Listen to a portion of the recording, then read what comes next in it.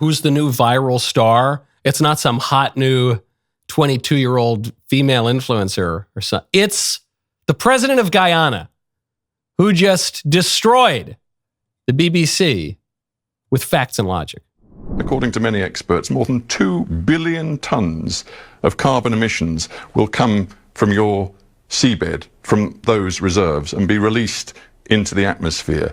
I don't know if you, as a head of state, went to the COP in Dubai. Let me stop you right there.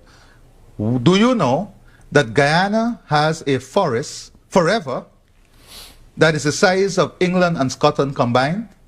A forest that stores 19.5 gigatons of carbon, a forest that we have kept alive, Does that give you the right? Does that give you the right to release all of this carbon? Does that give you the right to lecture us on climate change? I am going to lecture you on climate change because we have kept this forest alive that stores 19.5 gigatons of carbon that you enjoy, that the world enjoy, that you don't pay us for, that you don't value, that you don't see a value in, that the people of Guyana has kept alive. Are you in the pockets of those who have damaged the environment? Are you and your system in the pockets of those who destroyed the environment through the Industrial Revolution and now lecturing us? Are you in their pockets? Are you paid by them? He keeps just going at this guy. The BBC doesn't have very much to say, but it's an important point that he's making. He's saying, hold on. You Brits, you are, after what, a century and a half, 2 centuries of industrialization, well, about a century and a half, I guess, of industrialization, spewing pollution into the atmosphere. You are now, you've woken up after this has led to a lot of wealth and material prosperity for your country. You have decided, okay, actually, now that we got our bag, this is kind of bad for the environment. So we're going to tell all the poor countries that are developing right now and that are beginning to see the fruits of that material prosperity, we're going to tell them to stop because we got ours and now we don't want all that pollution. And Mr. Guyana over here says, hold on, we have a forest, just one forest that is bigger than your country and Scotland, so a large portion of the whole United Kingdom combined. We could start using those resources. We could start spewing carbon into the atmosphere. And we don't do that. We do more to conserve the natural environment without any thanks, without being told to by you, than you guys have ever done. But what we want is a little bit of economic development. You're telling us, no, now we can't. And think about how offensive that is at an even more basic level. Right now, go to goodranchers.com, promo code Knowles. Did you know what the real March Madness is? It's the struggle to find quality, affordable American meat at the grocery store, if you ask me, which is why I get my meat delivered right to my door from Good Ranchers. Good Ranchers brings 100% American beef, chicken, pork, and wild-caught seafood right to your door so you can avoid the grocery store altogether. Stop settling for low-quality, overpriced cuts of meat in those gross styrofoam packages. Subscribe to America's #1 meat delivery service at goodranchers.com, where you can be very confident in the quality and affordability of every cut. Right now, during the March Meatness event, I'm a sucker for a good pun, Good Ranchers is offering you free jumbo chicken wings for a year with any subscription. You get 2 pounds of free wings in each box when you subscribe today. Every piece of their chicken comes from the NAE program that guarantees it's never given antibiotics or added hormones. I had just left to see my family for Easter down in Florida, and Good Ranchers dropped off a bunch of food at my door, and I said, oh no, we can't let the Good Ranchers go bad. It's my favorite meat. It's better than anything you're ever going to get anywhere at the store, in any of the other subscriptions. So luckily, my neighbors, they brought it in for me. I even offered them a little bit of it, because it's very good, and there's a lot to go around. Get it now. It is the best meat out there. Claim $150 worth of free wings, plus an additional $20 off. GoodRanchers.com, code Knowles. GoodRanchers.com, promo code Knowles. Good Ranchers, American meat delivered.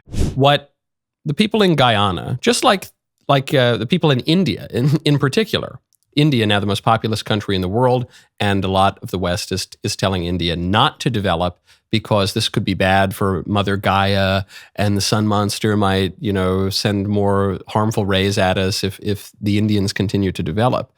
Well, what what these nations are saying is, hold on, we have people here. Forget about the Delta smelt for a second. Forget about the sun monster, melting the ice caps, which isn't even really happening.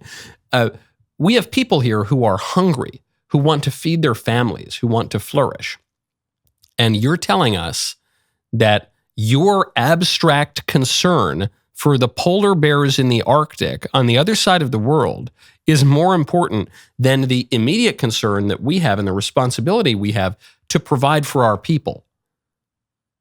Your fantasies about unconscious life on the other side of the world is more important to you than our people. How deeply offensive is that? But it's the natural consequence of a kind of environmental cult, which upends the way that we traditionally understand the natural order, which is that human beings are made in the image and likeness of God. We know this not merely through revelation, but through reason.